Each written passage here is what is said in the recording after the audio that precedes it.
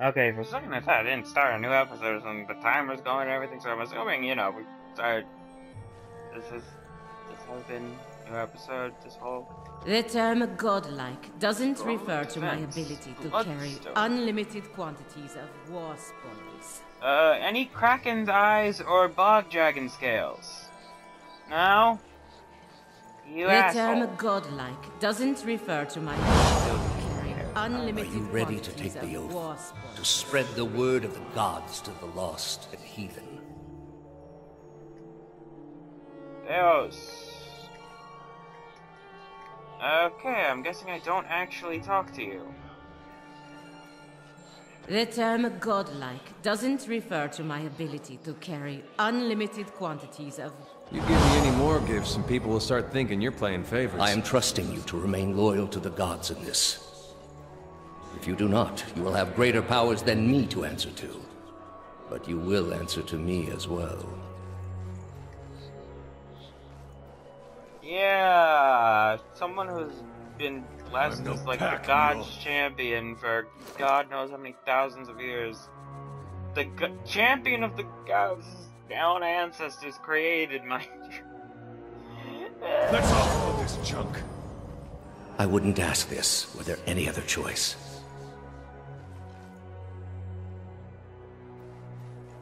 You know what? Shut up, Theos. Maybe there is nothing I would hear from you.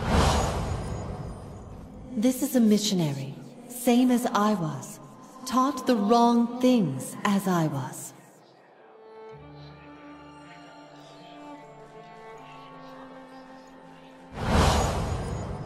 Oceanus.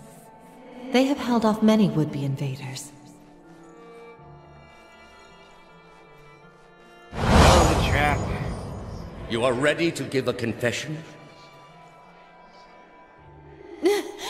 I'm ready to hear one from you.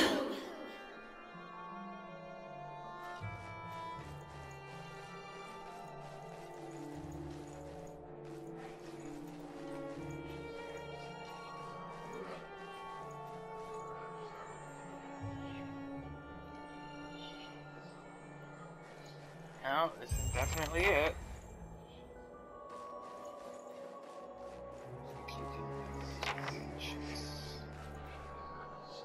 There is nothing after this.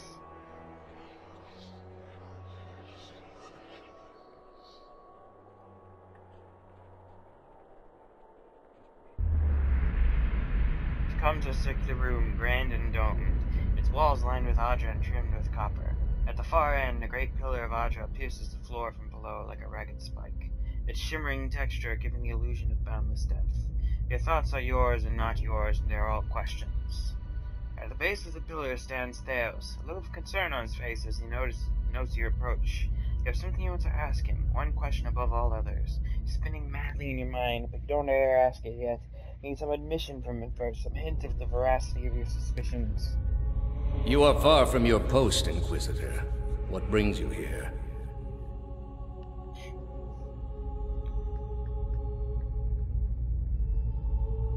Was the entire Inquisition based on a lie? The Inquisition was based on the need to cut the flesh from a rotting wound. What is this place? We are in a sanctum holy to Utica. There are others like it in service to the other gods. I come here often to pray for her counsel, and in this space I may be assured that she hears me. Was Yuvar telling the truth? That woman sought only to destroy the foundations of peace and civility that my people sacrificed everything to build. That machine behind you, what does it do? What peace and civility? It has many uses, but its purpose is to bring structure to the chaos that surrounds it. What stability? What stability? What peace? They are monuments to Udica's greatest servants among my people. I hope to join them myself one day, but my work is not yet complete. You are shaking now, having lost all patience for tact. No more evasions. You have to know everything you believed, everything you've done for the gods. Did you lie to me when you said the gods could end suffering? Are there no gods? What is a god? A higher power?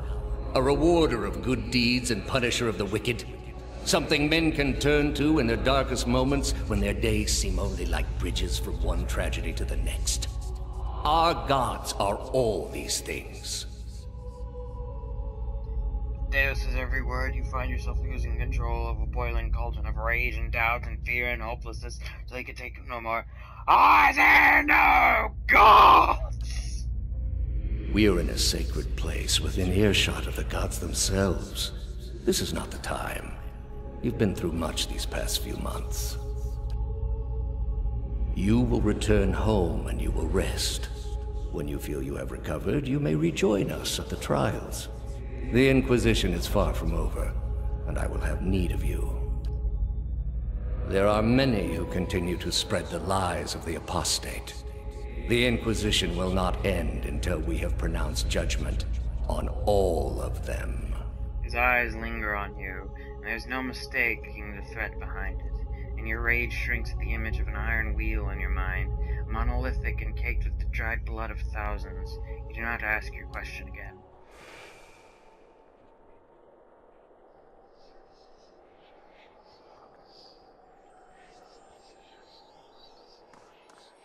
Is that your current body? How did you find it? I didn't. It was his lady whip. Another in a string of acts of petty defiance. For all her knowledge, she always preferred spite over reason. She loved you. Then she should have obeyed. I ask one thing of all my followers. She was incapable. A waste of rare talent and intellect. Her talent and intellect were too great for her to live as your servant. What of your cohorts, then? They have followed you to their deaths. Is it loyalty that brings them here? Or is it, as my agents suggest, that they have no direction of their own? You worshipped Aethys, did you not? Your spies are good. What gave me away? The cape? Yet when your god needed you the most, you chose your country. Adair frowns. We were being invaded. Not by anyone who was acting like a god. Then I should think your hometown gave you a hero's welcome when you returned. They made cake. Hard to blame people for losing faith when it's the gods who are misbehaving. The gods argue over how best to prevent Kith society from destroying itself. These disruptions would not be necessary were mortal instinct not so diseased. You have devoted yourself to studying the work of my people. Why? I thought your people had much to teach us. That we too could create great machines, improve our ships, make an empire as vast and impressive as yours ever was, built upon your secrets. And did you ever consider that these were things you were never meant to understand? That their comprehension is beyond you? I know better. The Inguithans were an infallible race. You were never gods. All your petty experiments, your heinous crimes, your glorious achievements, you are just people, and your time came and went. Inguith is a lesson now for those who remain. You are living in the time of my people, Amawa. You owe them more than you will ever comprehend, and so it shall ever be. Greater civilizations than yours have attempted to reclaim what we buried. The greater their successes, the worse their fates in the end. I have seen to it. So if we get rid of you... I understand your Duke's bells gave you a mission. Their orders do not absolve me of my greater responsibility to the safety and well-being of the Republics. I want to skip over this one, Theos. I don't want to pick a fight you can't Yet win. you disobeyed. Something you already have a reputation for. They will know, of course. If it had been for a worthy cause, they might have forgiven you.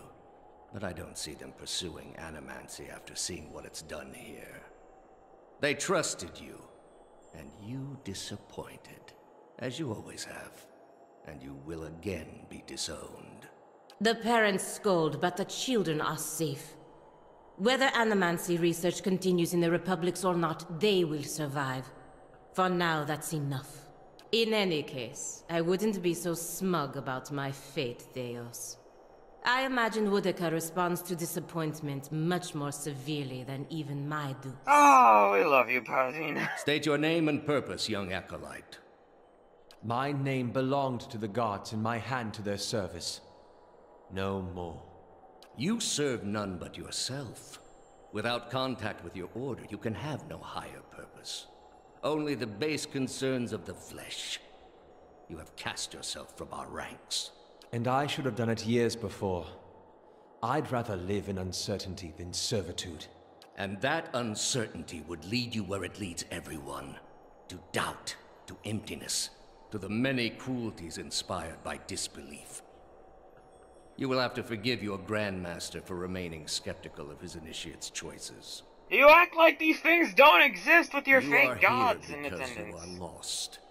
The gods cannot reach everyone, I'm afraid. May you fare better in your next lives. He directs his gaze at you. I gather you have had your soul awakened.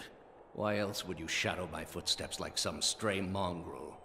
You think I have something to offer you, but our business was concluded long ago. Our business will conclude. You told me all I wish to know. I answered your questions once. That your soul is not fit to accept the answers is of little concern to me. I lied to no one. Not to you, not to anyone. The gods are real. They are everything we need them to be, and the world is better for it. You convinced him once that spreading your false faith would end atrocities, yet here you are committing your own. The spread of our faith ended many such atrocities. I do what I must to ensure it continues to do so. The heart of this country has skipped a beat, nothing more. I have done far worse. I plunged the peaceful kingdom of Telosus into civil war. I slew the monarch of Desantio, whose people never knew hardship under his rule, and replaced him with a cruel despot who brought them to ruin. When plague arrived at the great city of Arborensis, I saw to it that the cure did not. They piled their dead outside the city in heaps that rose above their walls. Nothing could justify these atrocities. That's where you are mistaken. There was a time, back when your soul was still a shapeless mist, when the world believed only in false gods. Thousands of them. Gods that told them to take slaves. Gods that told them to make war upon their neighbors and devour the slain. Gods that told them to burn their children alive and cover themselves in the ashes as a sign of their faith.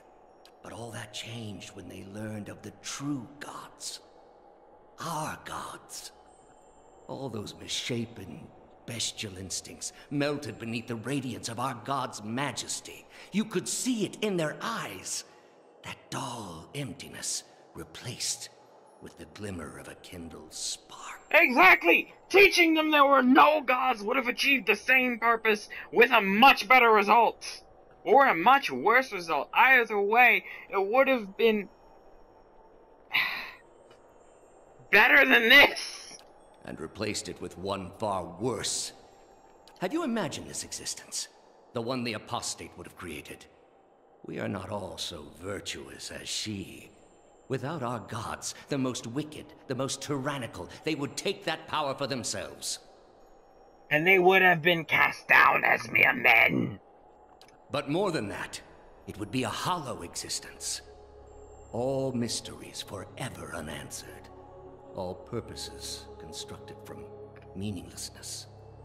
No endings to bring closure. Only a wheel, turning without mercy. Grinding our spirits to dust. You definitely underestimate people. For all my years, I have seen exactly what they are capable of. What the apostate asked was beyond any man. All I have seen, the millennia of experience. I will not be dissuaded from this course. This is the only way. Are blind to think yours is the only way. You're controlled by your own doubts. We are all controlled by our own doubts. Better that we should be relieved of them. With your soul and thousands of others, I will see this world purged of its suffering. Hear me, Woodica. Your servant calls for aid. Well, we're probably gonna fight a we're gonna fight fully powered up servants of the gods now. Great! I will end you. No. No, I will have to go along with what Abaddon and them say for now. I can't afford to anger the gods just yet. I need the power to destroy them first. Holy shit! The fuck is those? Okay, Adair, I need you to go straight for you. You! Oh, fuck, of course. Of fucking course. Okay, now is it counted as in combat? Thank you. You summon Cancel Host. You switch to a melee weapon with the shield. You're gonna have to take on that guy. Okay, there aren't any more, are there? No. Okay.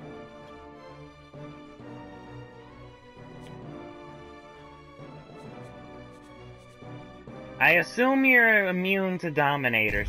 A lot of effects, right? Oh shit, he is souped up. Oh, he's ridiculously powered right now. Okay, Ayla, you need to run. Like, really, just run.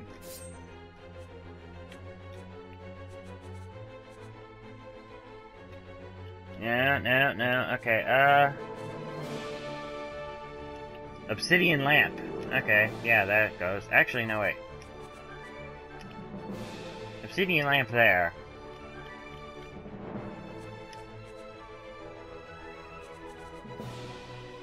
Oh, AoE, slow spirits. There, try that.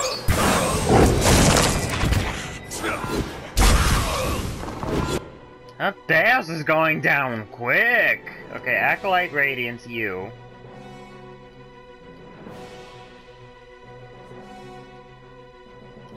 Yes, take him down!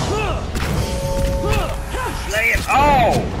Alright, he can jump bodies! Of course he dies quickly! He could just change his fucking corpse!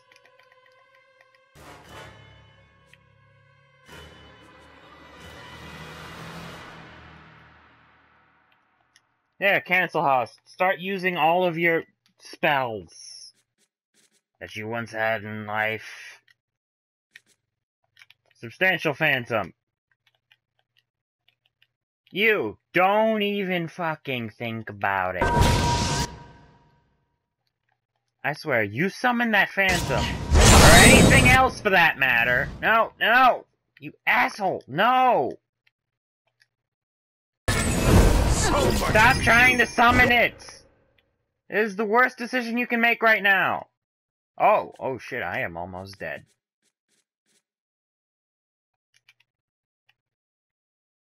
Wait, what the fuck is that? Oh! Oh great, someone brought Theos' body back. That's just great. Okay, wait. Yes, you have enough for the dragon. The drake. Whatever. Summon this instead. It's useful.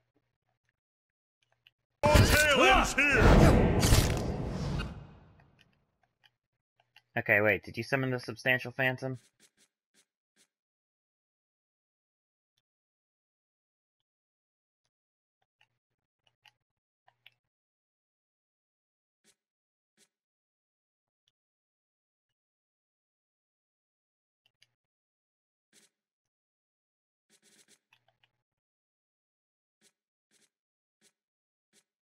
Knockdown! Draining freeze. Draining freeze. Draining freeze.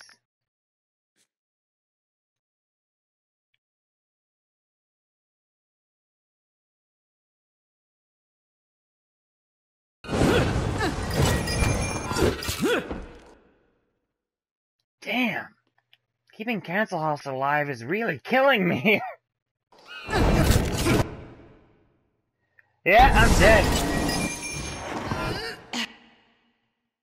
I got back up, but I'm probably gonna be dead for a while.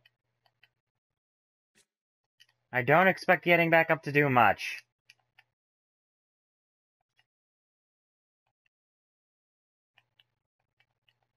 Okay, what else did we have going? Alright, you use that.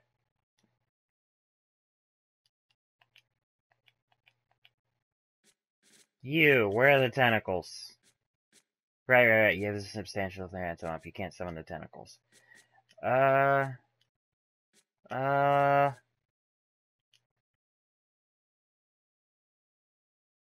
that's not an option.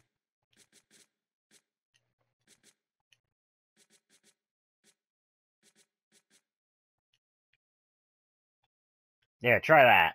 That might do some real good.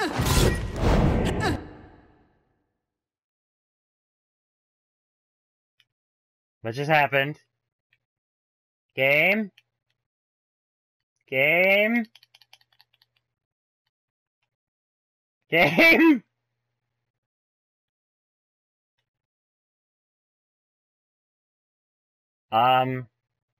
Okay. Huh. The game appears to oh, thanks. The game froze or some shit. I was like, oh my god, no!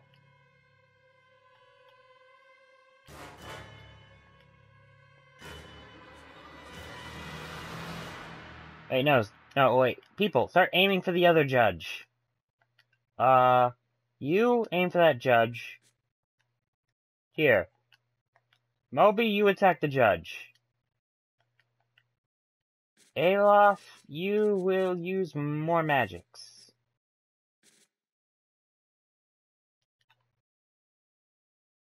You will use that. He should have no beneficial effects whatsoever. You can still go after Theos.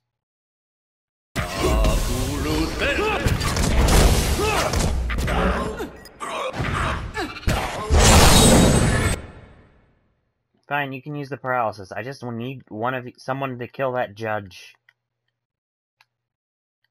Wait, is Cancelhouse still up? Damn. Go old dude, yo. I would not expect you to be surviving after all this.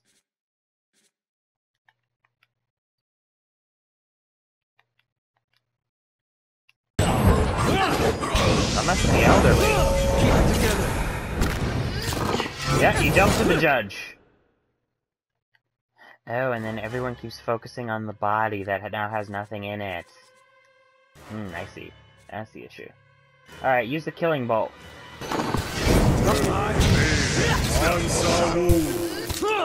Wait, is Moby dead? Oh yeah, he dead. Okay, revive companion.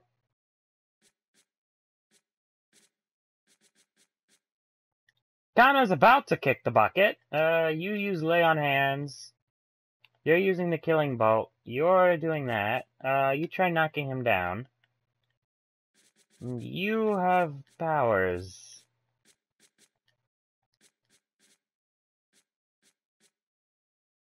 Mind lance. Going between.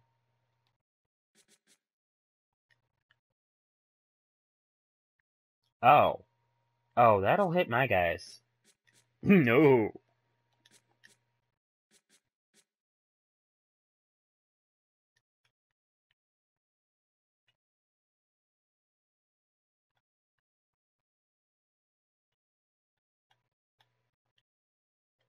Yeah, pain lane. Oh, there goes Kana.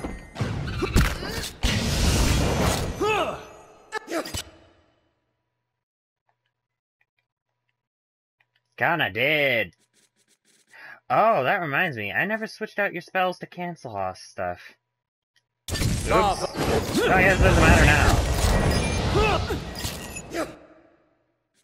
Someone heal Palladina.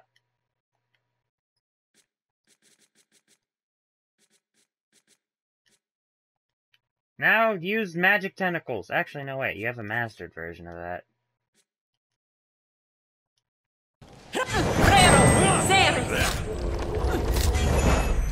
Oh no, he died. Okay, you stop. Alof, stop with the spell.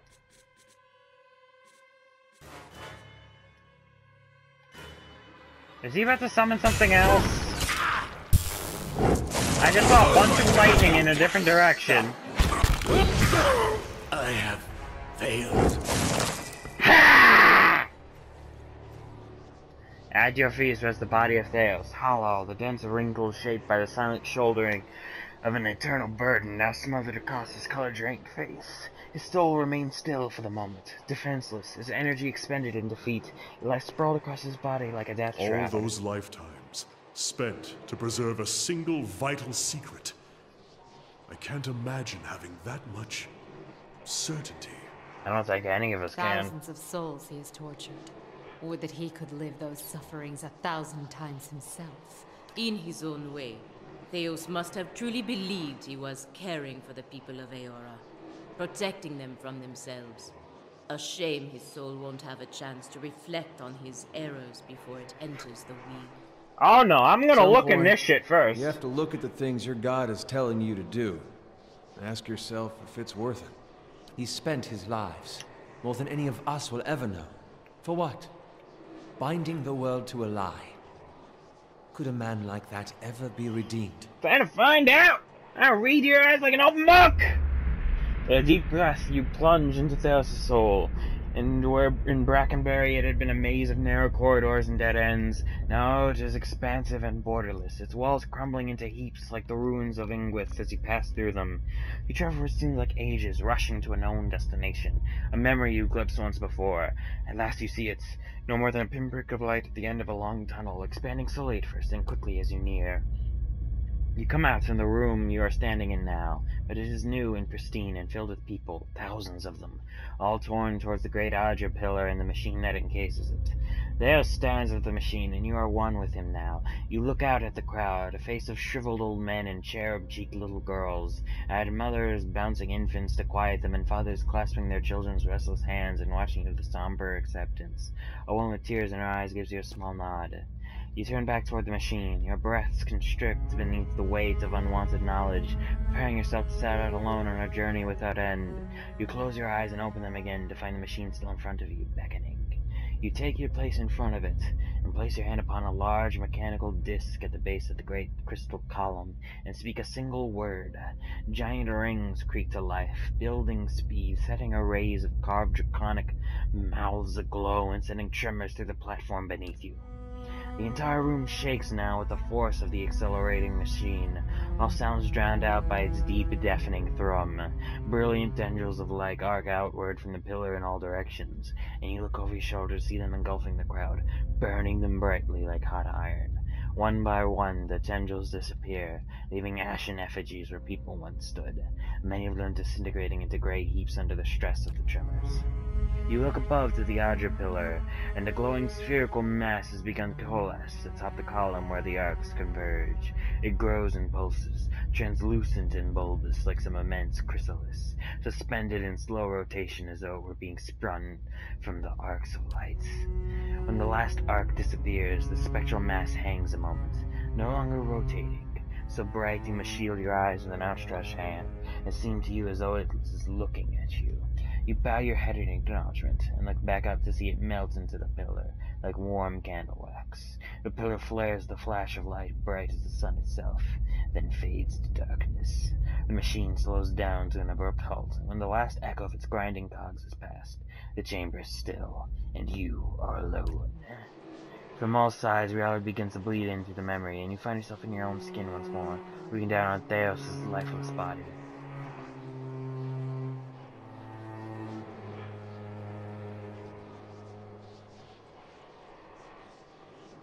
You sense a listlessness to Theos' soul, an overwhelming fatigue that hinders its immediate escape and makes it vulnerable to manipulation. You feel as though your victory has given you some kind of hold over it, and able to do with it as you please. Destroy all memories. Your memories make you a slave to your own past. Perhaps it can't be undone, but it can't be forgotten. Trouble neither any longer. Tear us all apart! You cause me great suffering, Theos. You do not deserve to exist. Return to the cycle. You remember this, Theos. Remember that no man can hide the truth forever. That all you've done was done in futility. Your memory shall be your penance. Tear us all apart! And not to envy you, Theos. I, of all people, realize this way memories can hold. This time you are granted peace. Banish the soul to breath, Aemon. Theos Ixarcaden, there can be no forgiveness for your deeds, only justice. Shall escape judgments no longer. He'd be trapped with Yuvara forever, too. That would be such a lovely poetic justice. But... yeah! Perhaps this is the best place in the world for Theos. Somewhere he can't cause further harm. Still, you eventually found the Ovara. What is a few thousand years to someone like him? Your guard, Theos' soul, still and subdued, and your own pronouncement seems to empower your spirit. Your will seems to you now a thick chain, and you wind it around Theos, constraining all movement, limiting any possible last means of resistance. You call to mind the eternal prison, the vast empty cavernous cells of Adra, vacated by souls that chose to betray themselves in order to escape an infinite abyss of hopeless self-reflection. You chose a vacant pillar, and pour your consciousness into it, creating a perfect, inescapable hollow with space for one. And now you gather up Theos' soul and bear it to the pillar like some bodiless jailer conjured by justice itself. You can feel its resistance now, the abject terror radiating from it, but your binding will not be broken. When at last it is sealed away and you begin to recede back to your center, you can almost swear you hear a distant wordless cry for mercy. In the stillness that follows, a single word echoes to your mind. A word you spoke when you were one with Theos in an ancient memory. That is the word that activates the machine.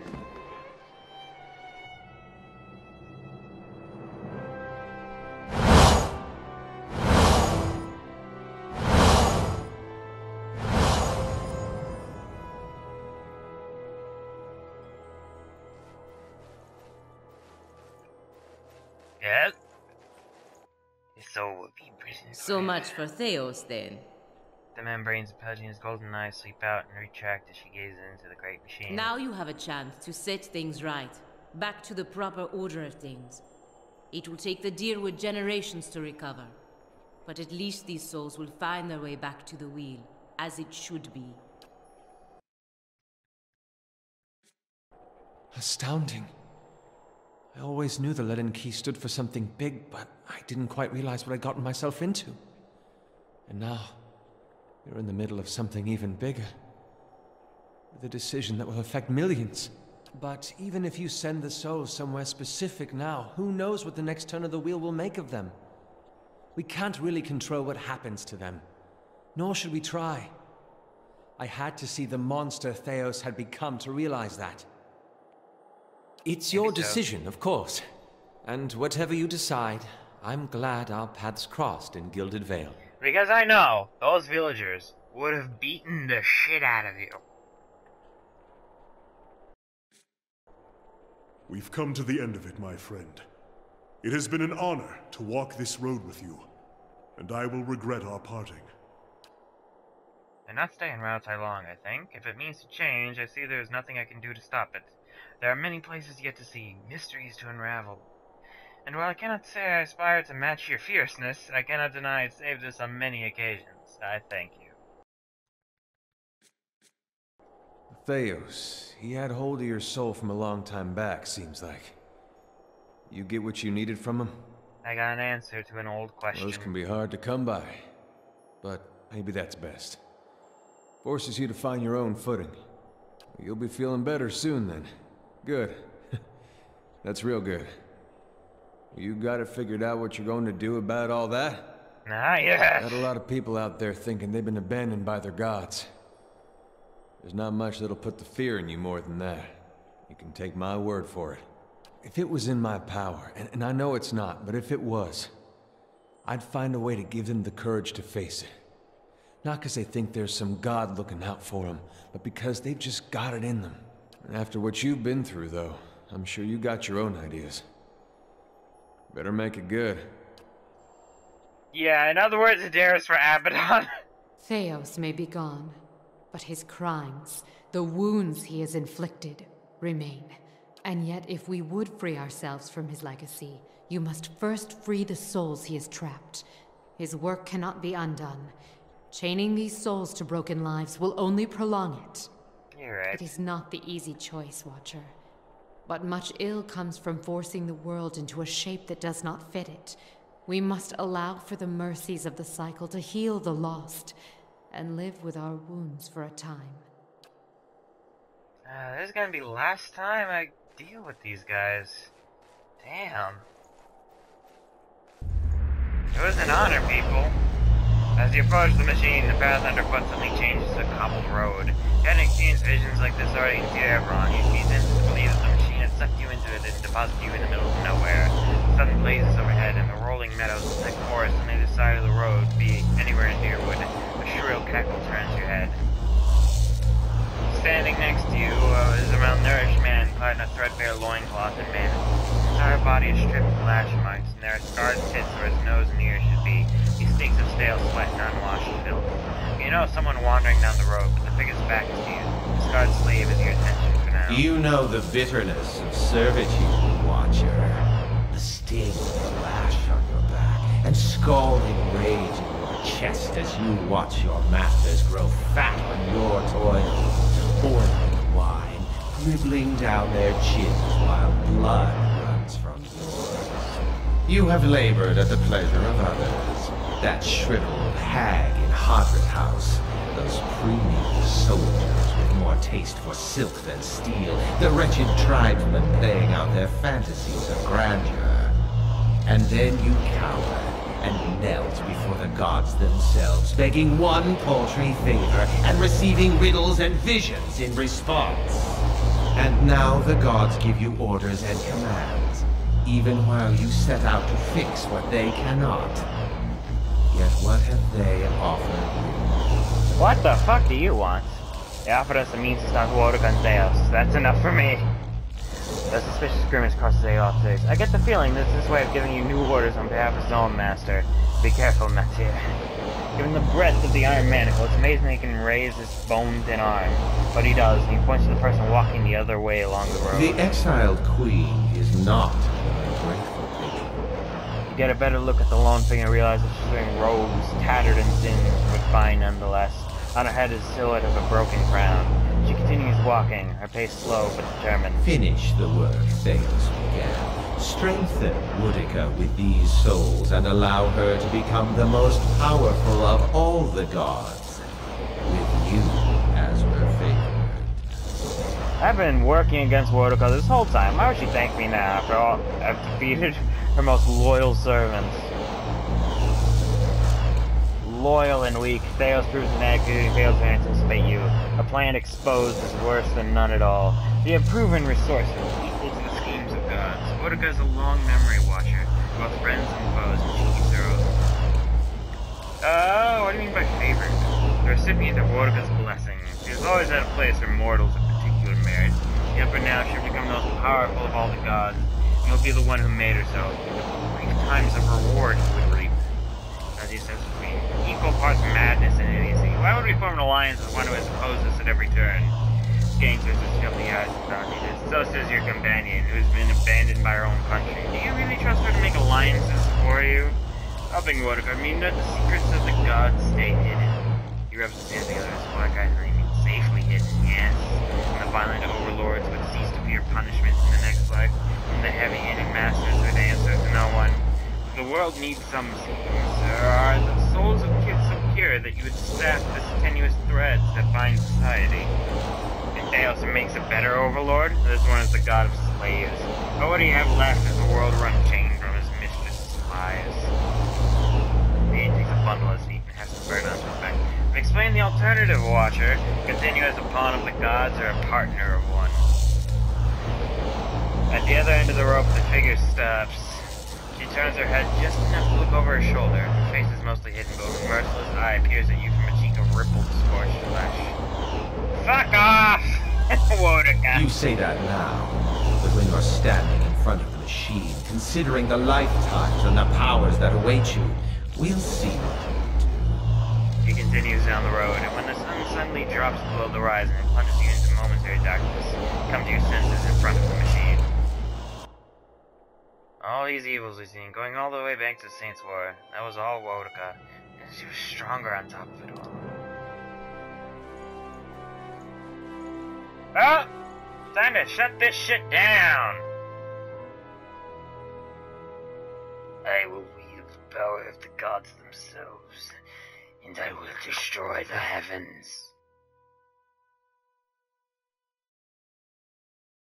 Someday. Unfortunately, that day is not today. With your companions bearing witness, you step up to the place where Theos once stood before his people long ago. The great machine lies in front of you, idle, ready. You have seen this machine and others like it in operation. You understand how it works. It is a device for directing souls. As a watcher, it would be a simple matter to influence the direction. Though as big as the machine it is, it may be the last thing you ever do. Speak the command. There is a shrieking of stone grinding against stone as old cogs loosen and begin to turn. You have only moments before the souls will be sent into the Aja vein. This will be your only chance to redirect them.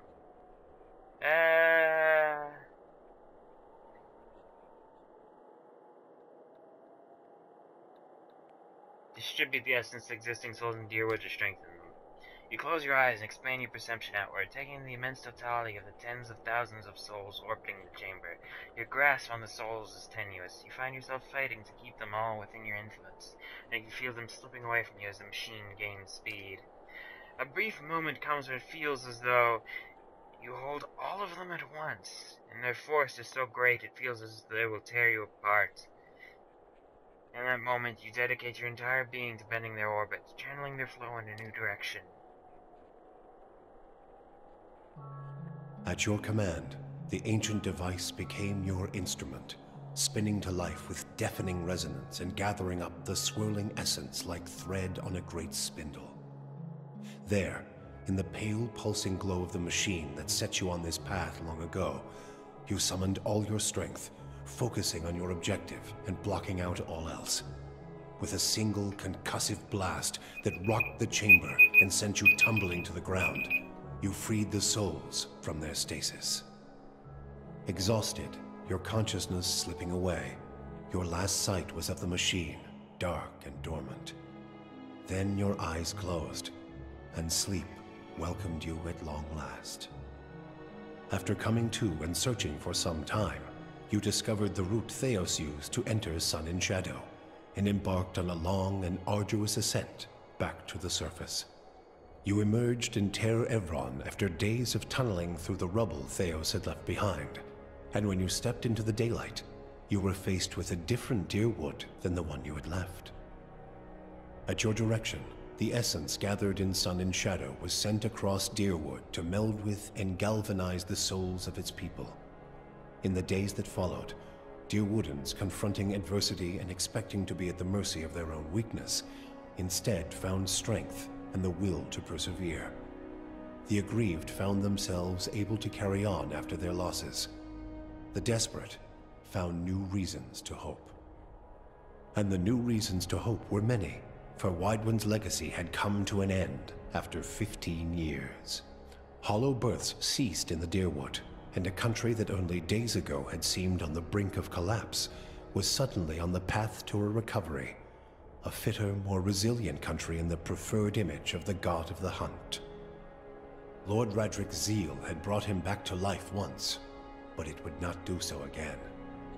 Radric's destruction at your hands spelled the end of his suffocating rule over Gilded Vale and the surrounding area. In his absence, the village prospered, becoming a popular destination for new settlers anxious to leave Defiance Bay after the riots.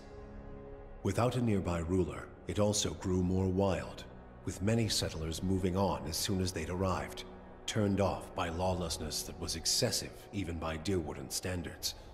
Nevertheless, despite the challenges of living there, Gilded Vale had survived, and would continue to survive for the foreseeable future. Following the assassinations of Duke Avar Wolfgren and Lady Webb, Defiance Bay was thrown into political upheaval.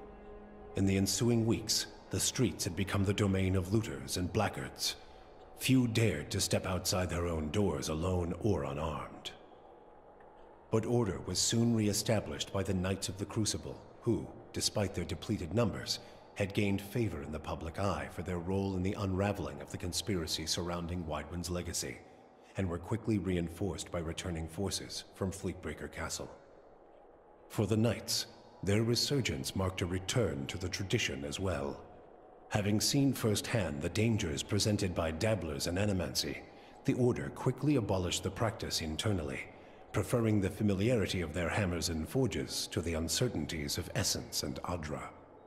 Their identity rediscovered, the Knights suppressed their political aspirations and began once again to train their recruits in the art of blacksmithing, recapturing the post-revolutionary ideals of Deerwood and regaining the respect of its citizens as a result. Though the machine atop Ter Noaneth had been disabled, it had not seen its last use. Heritage Hill was rebuilt, and no sooner had the first families moved in to resettle the district than members of the Leaden Key, acting under standing orders from their Grand Master, climbed the tower and reactivated the machine. The initiates slew a handful of the new settlers under cover of night, and watched as history repeated itself, the victims reanimating and devouring the survivors. After this second incident, the district would remain abandoned. The Duke's assassination at the apparent hands of an animancer had caused catastrophic rioting in the streets of Defiance Bay, and few animancers survived the first day. Many Deerwoodans took the end of Widewind's legacy as a sign, both that the gods did not approve of animancy, and that the purging of animancers in Defiance Bay had been enough to satisfy them. Ah, shit. In time, their rage would subside, and a number of surviving animancers remained in and around Defiance Bay, often taking to the wilds to practice their science without repercussions. Abidun's renewal brought new vigor and purpose to a god long known for quiet, steady labor. Handicraft saw a revival in the Deerwood, and no smith wanted for an apprentice.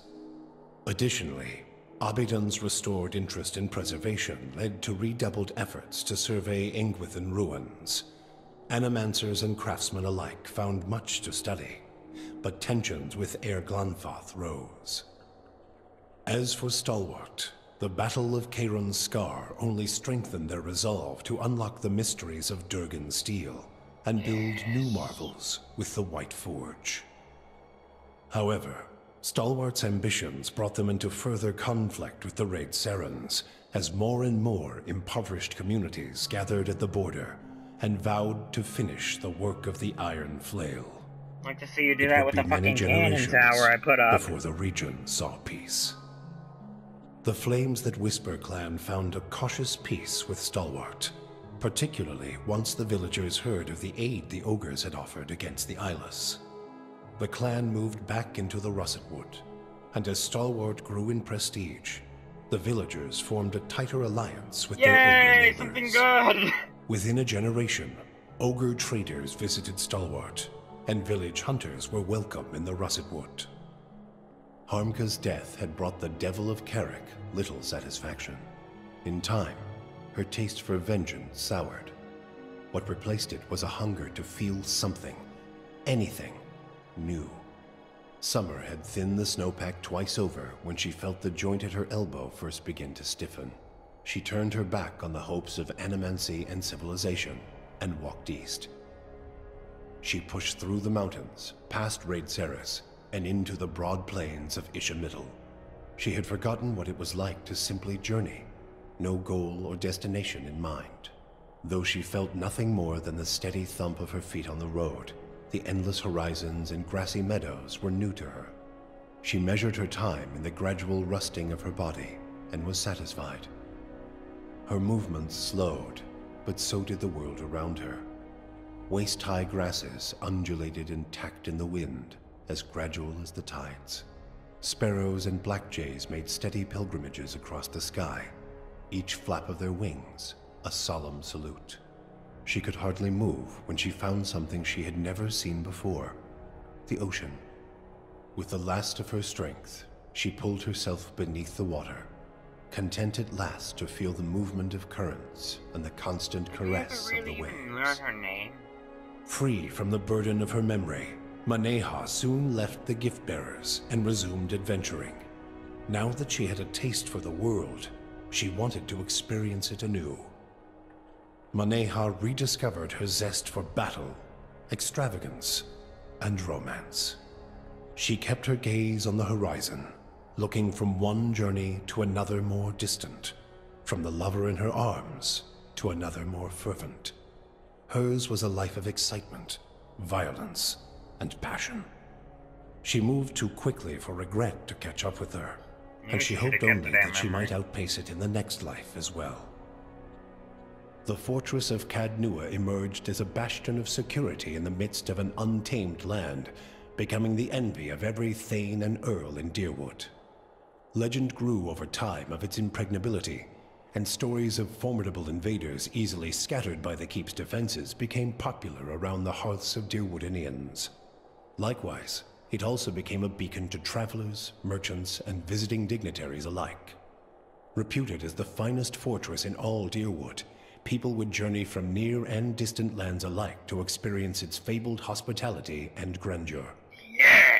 The Audra dragon known as the Master Below, her soul now housed in the body of the huntress Fallen Roet, passed out of Deerwood in relative anonymity, her final destination unknown, even to herself. She was last seen in the port town of Rhodes End, boarding a ship, an Audra talisman glowing about her neck. Palagina had gone against the Duke's Bell's orders by inventing a new trade arrangement with the Anamenfoth to accommodate the recovering Deerwooden market. With the Deerwood's people strengthened by the Watcher's gift of souls, the Valian republics found themselves struggling to keep up with their new competitors. For her outrageous insubordination and audacity, Palagina was banished from the republics for several years. After the southern forest of Erglonfoth opened to both the republics and the Deerwood, the Valians found that the combined efforts of all three nations had created a robust trade network. The Duchessa of Biajepi granted Palagina a pardon for her foresight, though it took many years for her to regain the trust of her superiors and brothers in the Order. Haravius took his leave of the party and, after his first bath in years, returned to his nomadic lifestyle. With his homesickness expunged, he found renewed joy and tranquility in his wandering survey of the wilderness. For the first time in his life, he ventured beyond sight of the mountains of Erglonfoth. During his travels, he penned numerous journals and sketches detailing his travels through frozen tundra, searing desert, and tropical forests. Wherever he went, Haravius left behind stories of the Autumn Druid, a temperamental, one-eyed wise man of the forest, known to bring food to lost travelers, and unusual advice to anyone willing to ask him a question. Adair chose not to return home to Gilded Vale. Still most comfortable far from cities, he settled in Deerford, which, like many towns in the Deerwood, was beginning the slow process of rebuilding. Believing now that it was the obligation of Kith to be the leaders their gods had not, Adair was soon named mayor of the town, and under his guidance, Deerford soon began to prosper. He expelled the last of the Scanites from the area and drew new settlers with the offer of land, a trick he had learned from someone he otherwise preferred to forget.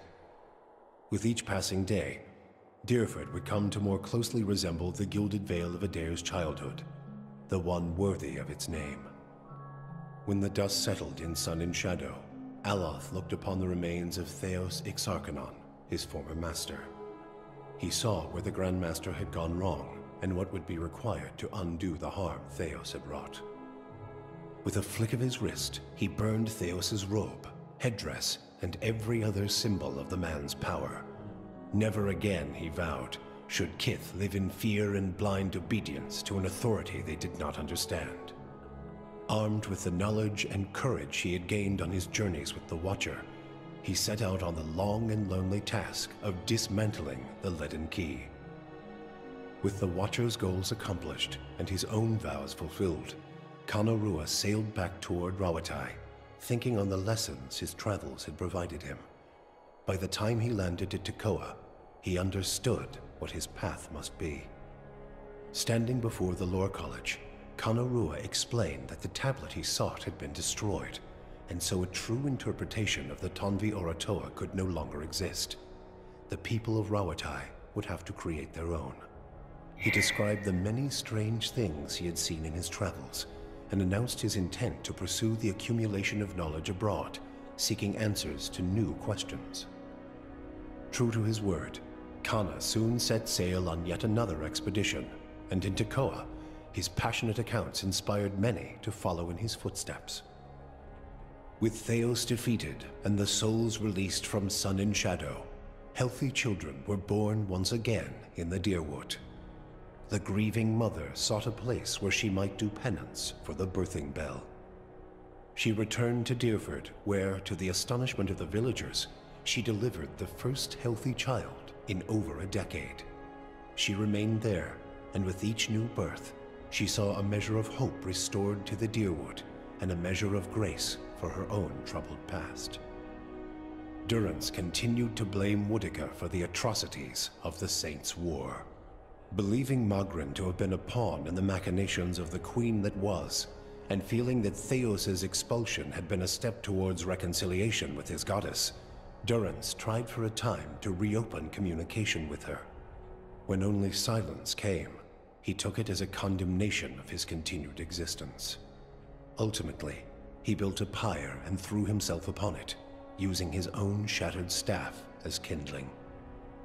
After 5 years of searching for Persoc, Sagani's 4-month journey home felt longer still. The Deerwood, Air Glonfoth, the Valian Republics became places on a map, endless expanses of green between her and Nasitok. Her homecoming was celebrated by all of Masuk, yet it was the reunion with Kalu and their children that truly brought her joy. She relinquished her role in the long hunts, and ever after, she and Itumak spent their days working in the village and their nights at her hearth. She watched her own children and their children grow and thrive. When she finally passed, she lay surrounded by the affection and tears of 5 generations. For you, the death of Theos brought an end to your waking visions and a silence to the whispers of the past. In their absence, you were able to sleep. The questions of a distant lifetime ceased to trouble your soul. All that remained was what to make of the answer. But at the moment, there was little to be done, and the matter would have to wait. A long journey loomed ahead.